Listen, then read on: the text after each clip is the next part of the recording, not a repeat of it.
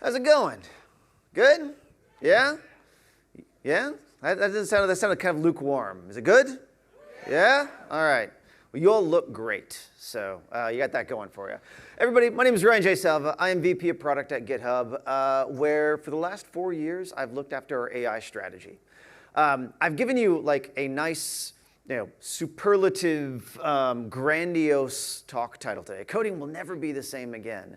And I genuinely do believe that that is true. We're at a moment where we have a lot of new tools that are coming in that are really going to transform the way that we each work kind of in our day-to-day practice as engineers.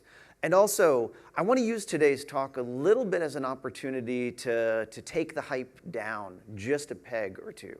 Talk a little bit about what AI is genuinely good for in your development practice, what it's not, based largely upon my experience building out GitHub Copilot for the last 3 years or so. So, should be fun.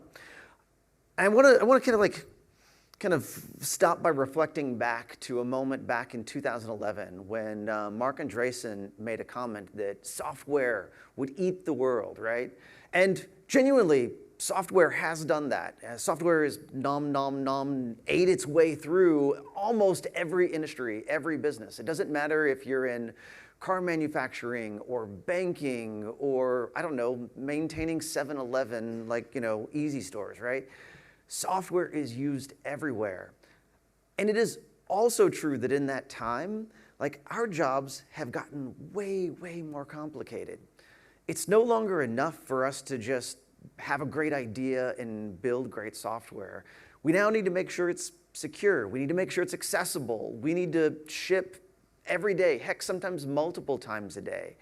And that pressure, because we are in an industry that is highly leveraged, that allows all of these organizations, all of these mission-focused organizations to scale, it means that we've kind of reached a breaking point. I certainly feel it in the teams that I work with.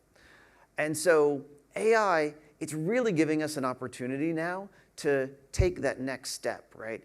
I often joke here, that every quarter my team does quarterly planning, and we commit to a list of, deliverables about this long, but we only really have the capacity to do about that much, right? And all AI is doing is it's just giving us a fighting chance at being able to deliver all of those commitments that we've already made to our leaders, to our shareholders, to our users. Now, because our industry is at this place, it's no surprise that so many people have said, yes, I do want to use AI. In fact, this is the Stack Overflow developer survey from 2023, right? 70% of developers have said they are either already using or intend to use AI this calendar year.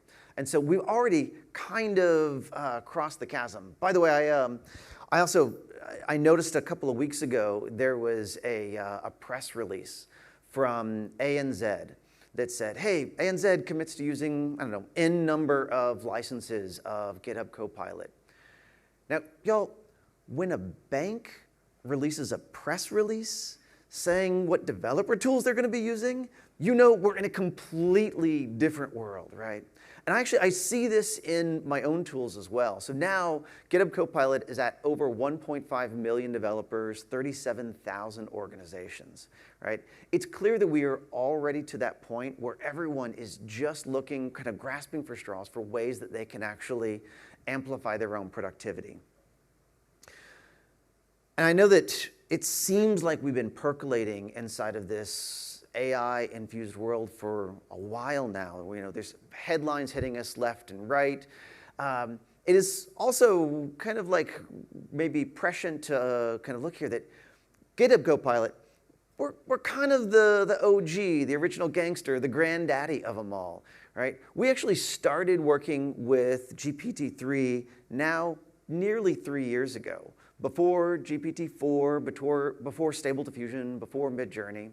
And so most of what I want to do today is given that longevity, talk a little bit about what we've seen as we've kind of started to use these models in order to build developer tools, what we've seen in the research, a little bit about how it actually works, where it's good and where it's not. All right, So this is the point where I like to get out of slides and go directly to the code editor. I want to maybe ask, though, before I kind of like go into my editing here, I want to ask who has used GitHub Copilot, but before you raise your hands, rather than just raising your hands, I want, like, y'all know, pirates, they go, yar, right? Okay, so if you've used GitHub Copilot, give me a jaunty yar. Have you used GitHub Copilot? Yar. All right. Have you not used GitHub Copilot? Oh, wow, it's actually fairly even spread. Okay, all right. So let's do it. Let's play around with it. This is going to be our base level one for all the folks who are the second yar, right? All right, cool. So, by the way, how's contrast? Can folks in the back see okay? Yar. Okay, all right. We're going to go with that. I'll increase font size by just a little bit more in case it helps. All right, so I've got a blank, empty Java file open here, right? Nothing too fancy. And so, one of the things that I've noticed in my own coding is that if you were to rewind the clock by about 2 or 3 years, I would start by writing code. And if you were lucky, maybe at the end of the day, I would write some code comments in order to describe exactly what it was that I was building. But when I'm using AI assistive software, I tend to begin with code comments because it gives a little bit of context, a little bit of meat for the large language models to hook onto. So let's do this.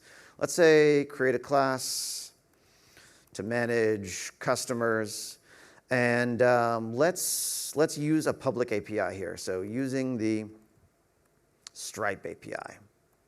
All right, cool. So now, oh, brilliant, here we are.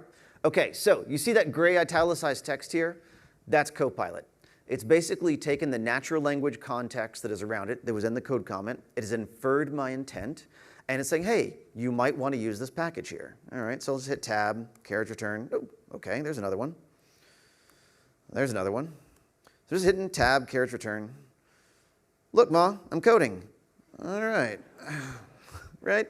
And so this is a pattern that we see often when you essentially just kind of, you're letting the AI kind of lead you down the path, right? None of this is revolutionary hard work, but it's, okay, we're starting to get some stuff here. So let's say public class, customers.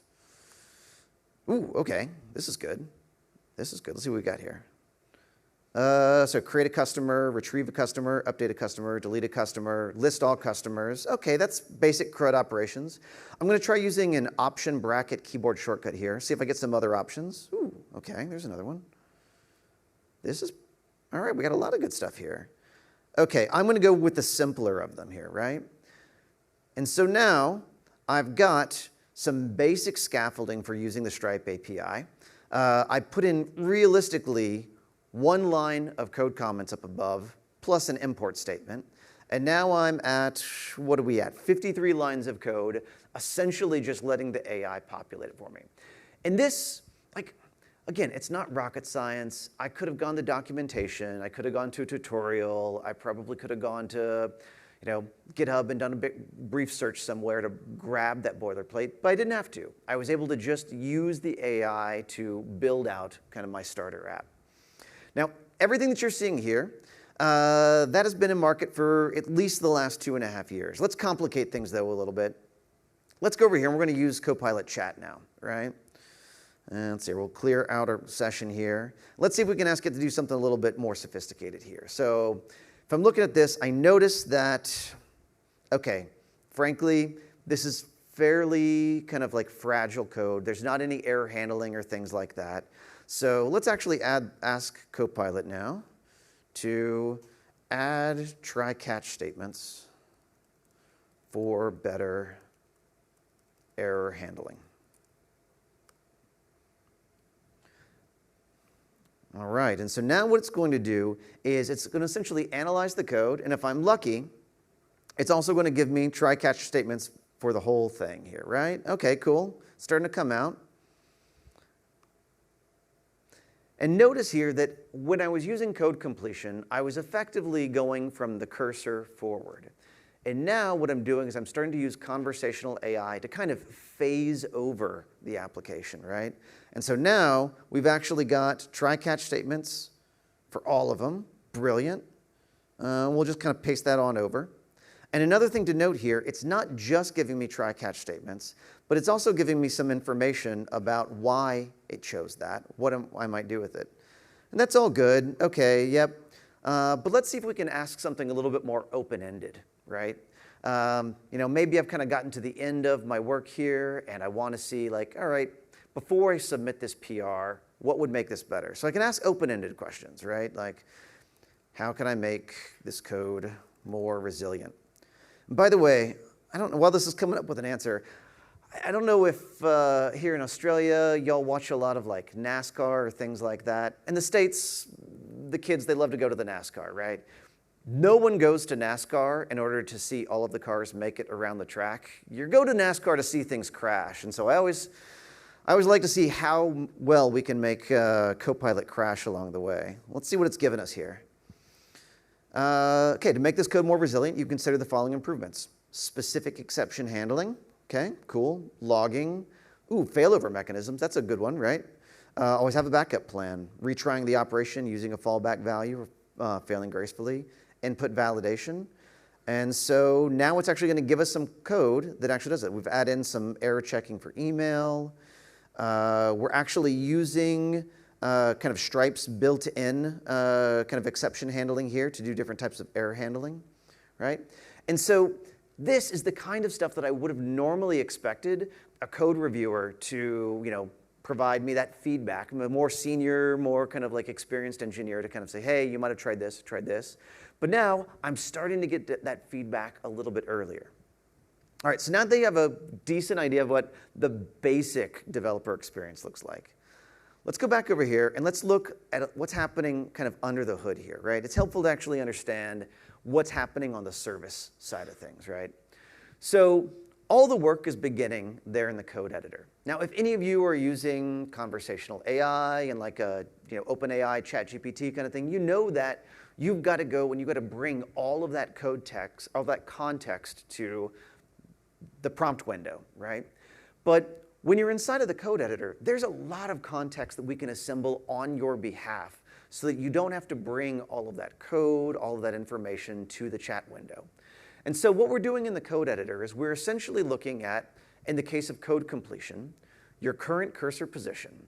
And if you think about tab order as essentially implying a parent-child relationship between each statement, we're taking all of the siblings of your current cursor position, all of the ancestors of your current cursor position, then all of their siblings. We're breaking that down into tokens, and then we're performing a Jacobian difference algorithm on all of the other tabs that are open in your code editor. Jacobian difference algorithm, I don't know, look it up at home. Basically, it's just a way of saying, hey, in the Venn diagram between this piece of content and this piece of content, where are the parts of the code elsewhere in your IDE that have high overlap or that are referencing the same variable names, method names, class names, et cetera, right? And that is allowing us to assemble a prompt that is kind of a mishmash of relevant content that is in open tabs. This is super helpful, for example, when you might have, let's say, one tab open with business logic, another tab open with unit tests against that business logic, and then another tab open that's, UI that uses that service call, right? This allows us to go then and grab all of that good context from the unit tests, from the UI that is leveraging the service API, and bundle that up together into the prompt. Because these prompts are how we deliver domain expertise to the models. The models, they don't know what code you're writing. They don't necessarily know anything about your application, and so you have to deliver that context in the prompt. From there, we go to a proxy service, right? And in that proxy service, we're basically performing some sanitization steps here, doing things like looking for evidence of toxic language. Because if you're baiting the models with hate speech, violent speech, racist language, we don't even want to respond to that. We're also looking to make sure that whatever is in the prompt is relevant to software development. We're trying to build a software development tool, not something to help you out with your biology homework, right? So keep it focused on engineering, right? Then we're also looking for evidence of prompt hacking or prompt injection. At this point, it then goes to the model. right? In our case, specifically for code completion, we're using ChatGPT 3.5 Turbo, and specifically for conversational AI, we're using GPT-4.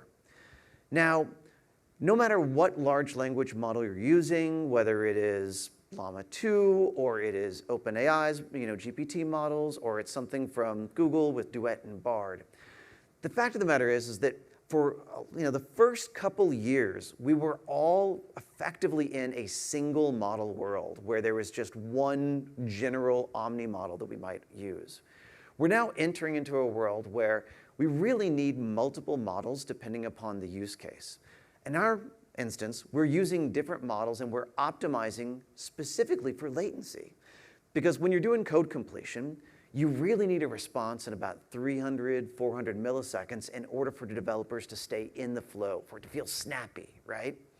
But if you're using conversational AI, it's kind of okay to take a breath in between asking a question and getting a response back. And so we use 3.5 Turbo because we can get the latency characteristics that we want out of code completion. And we use GPT-4 and conversational AI because we want to optimize for a more robust answer, even if it takes a little bit longer. Notably here, at this point, we are also deleting all of the context that was assembled from your prompt because, well, frankly, I don't even want there to be a whiff that we might be using your proprietary information, your intellectual property, for model improvement purposes. And so we just delete it. Now, we begin the trip back, right? Here we're going to go back to that proxy service for, again, some post-processing steps, some basic hygiene here. First, we're going to, again, look for evidence of toxic language. Then we're also going to apply essentially an extra custom model that is inspecting the response for common security vulnerabilities. Cross-site scripting, path injection, SQL injection, things like that. Because why ever present to a developer an obviously bad idea, right? And so if we find that there's a security vulnerability, we just block the response. The developer never sees it. Next, we look for unique identifiers, email addresses, and things like that because, well, you don't necessarily want to be exposing personally identifiable information or PII anywhere. This next one is the one that I think is really cool, right? So you also don't necessarily want to display code that someone else has written, might have a license over. And so what we do for every suggestion over about 150 characters, and why 150 characters? Candidly, there's no magic number, but we wanted to pick something that was meaningful over about maybe 2 or 3 lines of code, because it's nice to get those one-liner suggestions like we did at the beginning of the last demo, the import statements. And so we chose about 150 characters as our threshold. Now, also, why do I say about 150 characters? Well, the truth here is that we're not actually measuring it based upon number of characters. What we're actually looking at here is the number of lexems. Think of a lexem as a variable name, a dot, a semicolon, a space. Each one of those things is a lexem. It's a unit of semantic meaning. And that's how we're breaking it down. We're actually doing the threshold at about exactly 60 lexems. In any case, we take those suggestions, we compare them up against an index of all the data on GitHub.com, which, by the way, is billions and billions and billions of files. So with only about 20 to 30 milliseconds to perform that query, it is a freaking miracle of engineering that we do it. But high five to all the engineers that made it possible, some of them actually here in Australia, and we do that comparison and we block any suggestions that are longer than 150 characters. At this point, we get back to the code editor where we display it as that gray italicized text that was in the code editor, and then delete the response as soon as you either accept it or reject it. So that has been the data pipeline that we've used for about the last 2 or 3 years. Oops, we're going to go back by 1. And if I've learned anything here, it is that a lot of us, when we think about AI assistive development tools, we think about them as the large language models themselves. when, like any other software system, it's not just the models that matter. It is all of the other systems that you have surrounding it. It is the pre-processing and the post-processing steps and the network kind of direction in order to optimize for low latency. There is so much that is built into these tools that is really about like the normal engineering, not the AI data science work, but the normal engineering that goes into it. Now, when providing these responses, I said before that a lot matters about kind of the prompt, right? But the quality of the suggestion that's returned, it's not just the prompt, it's also about the model side of the equation as well.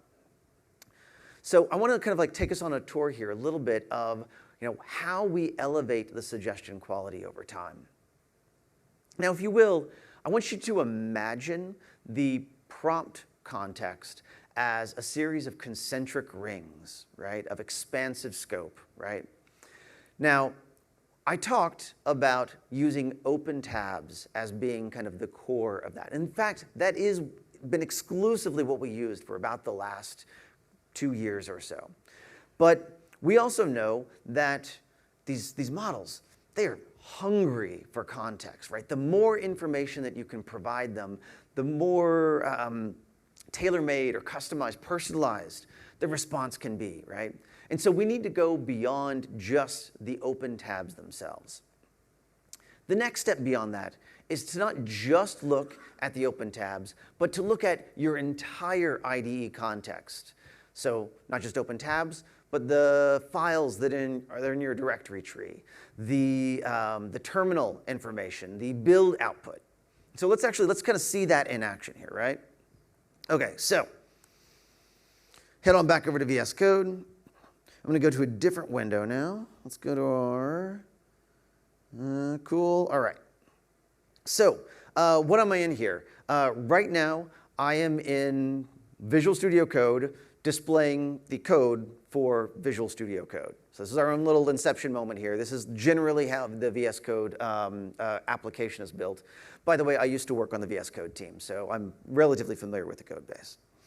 Okay, so we're going to ask a question here. So like, there's usually here some shortcuts that you might kind of display in the kind of the IDE, and I want to add to that list of shortcuts here, right? So what I'm going to do is I'm going to hit Control-Shift-I, and I'm going to tell Copilot now that I want to look not only at the tabs that are open, of which there are none, by the way, but I want to look at the full IDE context here. So for that, I'm going to use a domain name here, and I'm going to ask to look at the full workspace. So when I use this @ symbol, what I'm essentially giving is I'm giving Copilot a namespace to say, hey, you've created a bunch of embeddings for a particular body of work. In this case, it's the body of work that is all in the IDE. Give me that. So how do shortcuts and watermarks get handled here, right? All right. So what is going to happen now is Copilot is effectively going to go back and it's going to look at all of the different files that are in my IDE. And you'll actually see here that we get a set of references kind of pulled up in just a moment. What it's doing here is in real time, it's actually creating embeddings for my local workspace. When I talk about embeddings, what are those? So have you all heard of like folks talking about vector databases? Essentially, it's breaking up all of the code into those lexems and those tokens. It's finding semantically similar code elsewhere in the kind of the workspace. And then it's kind of ranking all of those based upon things that are semantically similar. And it's going to give me a little bit of information about how it's actually built out here. And in fact, this is a lot of information about it, right? And so now, okay, shortcuts are managed by these files. Shortcut manager, cool. Key bindings editor, cool. And actually, here's the one that I wanted. Watermarks are primarily managed in this file. Brilliant. This is exactly the one that I was looking for. It's been a little while since I worked on the VS Code team. I know it by, because I worked on it a long time ago, but it has been a while. I need to refamiliarize myself with the space here. So now what I want to do is, now that I'm here, I actually want to add in some new shortcuts here. I can see the created here. So let's do this. This is exactly where I would go and add that in here. So I'm now going to use Control-I or Command-I, and it's going to give me a chat window right there at the point where I'm editing. I'm going to say here, let's say add entry for quick chat. And I want that to use, let's see here, it'll be workspace.action .quickchat.toggle. And now it's going to take the code that I have highlighted, and it is going to phase over that code and make some edits on my behalf. Okay, brilliant. This all looks exactly right, actually. Perfect. Although, you know what? I did say that NASCAR, we're in it for the crashes. Okay, this isn't a crash. This is a little bit of a fender bender. It did not add in an entry here. So we're going to do that. Little fender bender in the kind of the race here. But that's okay. That's good. So now we'll accept that. Now we've added that in. So now we've actually got in our shortcut. Now, by the way, I kind of talked a little bit about kind of like expanding the capabilities as well. Let's see if we can actually artificially introduce a bug to our code. All right. So I'm going to go here, and I'm going to make this a little bit more legible for myself. All right. So no red squigglies here, but let's add in a red squiggly here. Let's say if Copilot had not given the right response to me. Instead of an ID, it had given me command. Oops. Command, right? That's a reasonable thing that it could have said, but now we've got a red squiggle here. Now I can ask here Copilot to do a quick fix on it, fix using Copilot. It's now going to feed that error message directly into the IDE, and it's going to propose a fix to me, right? So this is just from the language service what the actual error was. And now, oh, hey, look at that. Change it to ID, accept, and now we're good, right? Okay, so we've done that. We're ready to kind of submit our commit here, right? So we're going to head that over here. And you know what? I don't know. How often do y'all actually write the commit message? Half the time, quarter of the time, right? Can't someone else do it for me, right? So we're just going to say, okay, cool. Let's have Copilot write it for me, add quick chat option to editor group watermark. Cool. So we'll say, great, commit that, done. All right, so let's see if we can do something even a little bit more sophisticated here, right? Let's say that we want to say Command-I here and use key value pairs for the entries. This would have typically been kind of a large, basically grunt work of copy paste, move things around, kind of like spend the next 10 minutes performing the exact same operation to each one of the files, or each one of the lines. But now what it's going to essentially do is it's going to progressively rewrite this for me so that we're actually kind of using key value pairs in an object, which is wonderful, nice. It's still writing things out for me here. In fact, look here, it's updated not only the original kind of constant, but it's also done it in all the places where it's used. What if we do this? What if we say, you know what, that's good, but I would want it really here to rewrite, or actually, yeah, we'll say rewrite it to sort the key value pairs alphabetically.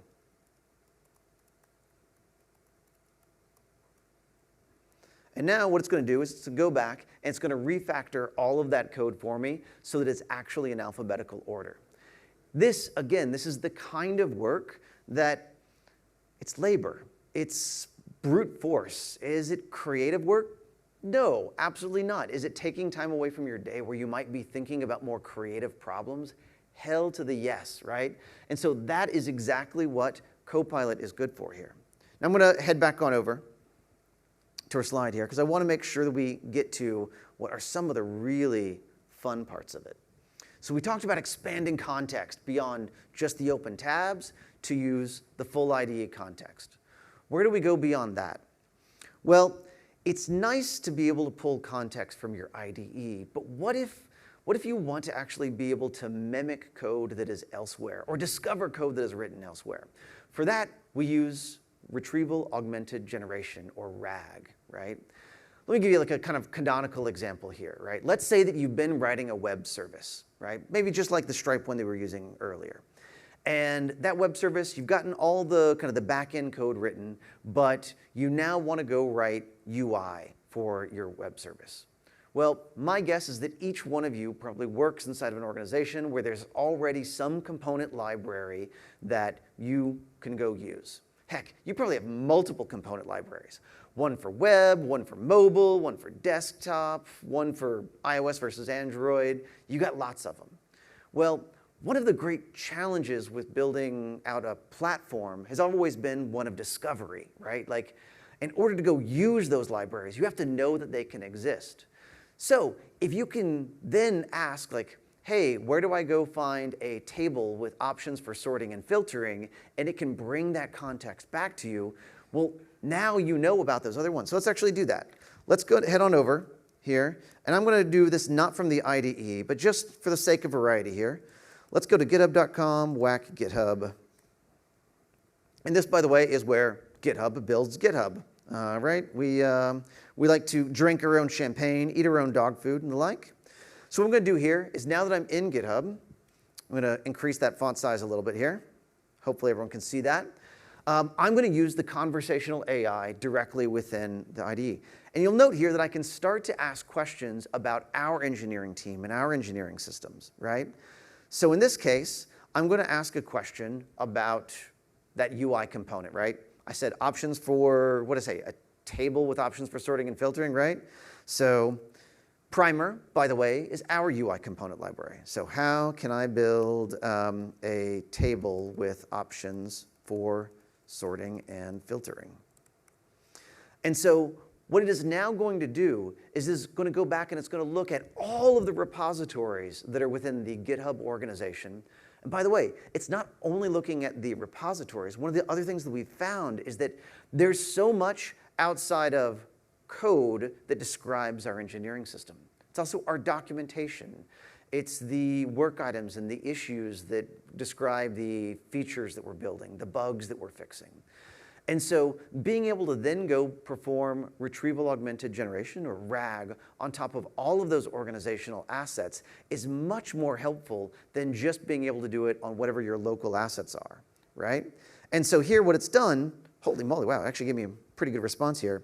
It's given me the kind of the GitHub Primer way of doing things. No reason why you should know what Primer is. Again, it's our internal library here. And it's going to give us code samples for it, right? And in our case, we happen to be using primarily React components, right? And that is how you would go discover these things. Now that is fun and all, but what if you want to ask questions that are beyond your code assets, right? The things that might be in, in your engineering documentation or in your code that's in a repository. What if you want to be able to ask questions about, I don't know, your Splunk or your Datadog instance, right? Because there's a lot of information of operational data, production data that's held in places that are entirely outside of the code itself. So for that, we use agents and plugins, right? And what this essentially allows you to do is it allows you to either augment the prompt or to perform a transformation step on the suggestions that come out of Copilot. So let's imagine for a moment that it is 1 o'clock in the morning. You've just received a notification on your mobile phone that there's a live site incident, and you got to go debug it, right? Well, if you can ask Copilot, give me a list of critical errors from the last hour out of our Datadog instance, and it brings you back those critical errors. And you can then say, well, now show me the pull requests and authors who contributed to the code paths for those critical errors. And heck, give me their names so that I can call their asses and bring them out here onto the bridge line so that they can help fix the problem. That is the kind of information that can, well, both be really helpful in the middle of the night when you're trying to recover from a live site incident, as well as kind of irritate your coworkers because you woke them up as well at the middle of the night, right? This is the power of context in these data flows, right? What we need is we need data from as many different parts of our engineering system in order to provide good kind of contextual, up-to-the-minute information. Now, all of that, I said we hit two sides of the equation, the prompt side of the equation and the model side of the equation. All of that was on the prompt side of the equation, about delivering context at the moment of inference when you need it. But on the model side of the equation, we hear an awful lot about folks talking about fine-tuning. And I'll be honest here, more often than not, I kind of hear folks using fine-tuning as a shortcut for all types of customization. And this is where I kind of want to recalibrate, everyone's expectations and really kind of think about where do we use one tool versus another. Fine-tuning is really good when you want to introduce bias into the models towards maybe a particular stylistic preference. You might want to introduce bias towards a particular version of an API or an SDK, or you want to teach the model a new language or a highly differentiated bit of code base that isn't well represented in the public domain, right? So where does that get used, right? What are some good examples? So when I talk about introducing bias for a particular version of an API or an SDK, well, these models, the generic models, the foundational models, are trained on kind of a wash of all the public data out there in the world. And so they tend to produce results that are unbiased based upon the version of your JDK or what version of React that you're using or what version of any kind of dependency. And so if your organization, your team has a preference for a particular version of a JDK, that's when you want to use fine-tuning. Or let's imagine for a moment that you're performing a migration from one version of a library to another. You really want to bias the model towards the destination version, and so you might use fine-tuning there. Or let's say that you have an organization that has a highly differentiated code base. Maybe you have a proprietary code language. SAP's got this thing called ABAP. I've never coded it myself, but I know it exists, right? It's not very well represented in the world's public code, and so that's when fine-tuning can help educate, kind of teach the models about that language.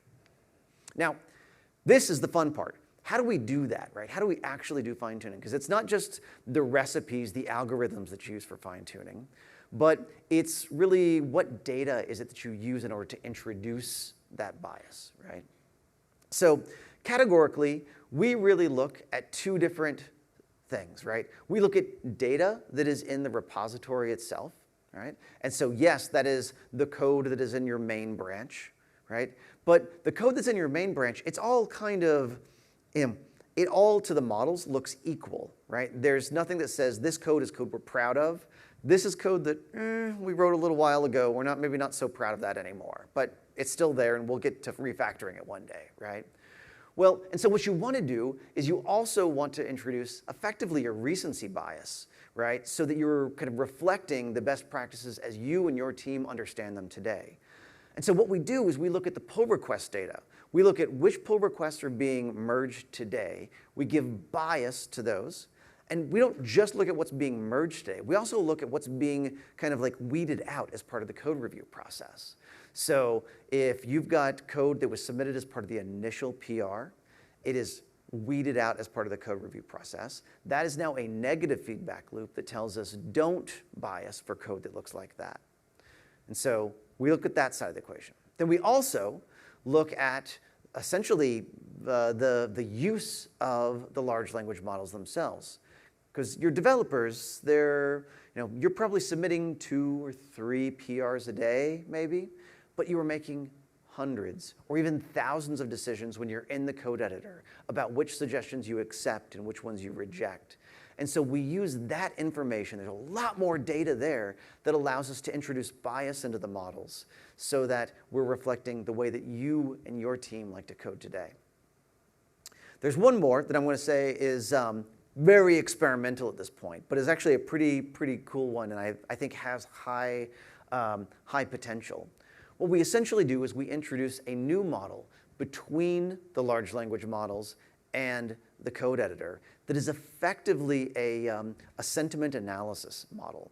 And what its job is to predict how likely are you as a developer to accept or reject that particular suggestion. And when I say you as a developer, I mean you individually as a developer, right?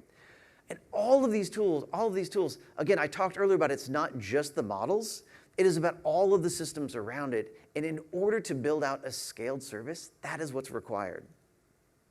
All right, so I've given you a lot about how it actually works. Let's talk about the research behind it. Now, this one's kind of an old study. Some folks might have seen this one, but I think it's helpful to kind of baseline us, right? So one of them that we did early on is we took about 100 developers, all with at least 2 years of experience, so, in the beginning days, and we asked them, classic interview question, go build me a web server using Node. And it had to pass at least 14 unit tests, so it had to do the thing. And what we found is that when developers were using Copilot, as opposed to not, they were able to get the job done in about half of the time. Not only that, but they were able to complete the exercise at a higher degree of a higher success rate. That's the word I'm looking for, right? So we know that early on, these large language models and AI assistants is actually helping kind of developers move more quickly, provide more throughput. Then we said, okay, it's one thing to know that the models are working, they're helping us be a little bit more efficient, right? It's another thing entirely to know whether or not AI assistive development tools are actually helping us write code of higher quality. A thing that, frankly, I've had a little bit of anxiety over for a while now is that we might be producing a lot more code, but if it's all junk code, well, damn, right? Like, we're just creating more work for ourselves to do repair. So we did another study. Again, control group, treatment group, this time with more experienced developers, between 5 and 10 years of experience. And what we did is that we gave the control group no Copilot, the treatment group used Copilot. And by the way, those who were using Copilot, they had never used Copilot before. We just gave them like a little 5-minute video. There was like a quick, this is what it is. Here's quickly how to use it. So they were first-time users. And then we asked developers to perform a code review on top of it, all right? And the code reviewers, by the way, had no idea whether or not that code was written with or without Copilot. And we asked them to evaluate the code quality across these 8 different dimensions. Is it error-free? Is it readable? Is it concise? Is it likely to be maintainable? And across the board, what we found is that these code reviewers, through their own human judgment, evaluated the quality of the code higher, about 15% higher, when that code was produced with Copilot. So this is good. We know that we're starting to elevate the quality just a little bit when we're using these AI assistive tools, right? Another one that we did here, this is a kind of post-analysis of PRs from developers across our entire service. And what we found was that developers who were earlier on in their career actually accept more code out of the models. Now, I will say here that what I do think is probably happening here is that when developers have a little bit less experience, not just professionally, but with a particular code base, right? Because we all, even our, most seasoned engineers, we're constantly wading into new code bases where we haven't seen that code before. We're a little bit less experienced with it as a code base. And so what we find is that developers kind of use the AI assistive tools to kind of poke around at the edges of a problem. They tend to be a little bit more permissive about what they accept as they explore the space and try to understand what's going on, right? But one thing that I will say is that it is almost certain here that because of that, we're likely to see AI assistive tools become really the calculators of our decade, right? Just like many of us when we were growing up, we used a calculator in our kind of like high school and university classes in order to solve problems. AI assistive tools are going to become that for the next decade. Actually, I have a quick little personal story here. So I have a 16-year-old niece who has the coolest uncle in the world. And but she's in Texas, and I won't say anything about the Texas educational system at large, but I will say that her particular computer science teacher is not a trained engineering professional. But because she has such an excellent uncle, she has had Copilot from the very beginning of her computer science classes. And she is first in her class now. She's actually doing like hackathons on the weekend, taking university courses in the summer, because she's been able to use Copilot as her kind of pair programmer outside of class in order to poke around at the edges of problems, to learn how other developers have solved problems, and to ultimately become a better developer herself. Now here's another really, really interesting one. So we've also been able to measure essentially here the learning curve of a new tool.